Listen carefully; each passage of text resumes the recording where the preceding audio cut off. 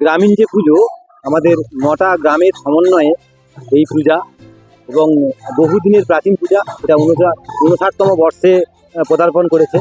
তো আমরা মানুষের কাছে এবং সমস্ত পুজো কমিটি, প্রশাসন, জনগণের কাছে যে বার্তা আমাদের, যে গাছ লাগান, প্রাণ বাঁচান। কারণ যেভাবে অক্সিজেনের অভাব তৈরি হচ্ছে, তাতে করে ভীষণভাবে মানুষ অসুস্থ হয়ে পড়ছে, পরিবেশ দূষণ হচ্ছে।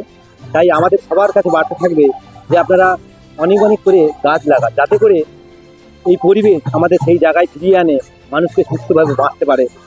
তাই সবাই, সমস্ত ক্লাব, মানুষজন, প্রশাসন, সবার কাছেই আমাদের বিনীত অনুরোধ, আপনারা বৃক্ষ লাগান এবং মানুষকে নিয়ম মাফিক যেমন করে আমরা প্রশাসনিক দায়িত্ব বা কর্তব্য পালন করতে বাধ্য থাকি, কারণ ম্যান্ডেটরি হয়ে যায়, এইভাবেই মানুষকে বৃক্ষ লাগানোর ম্যান্ডেটরি তৈরি করে দেওয়া হোক।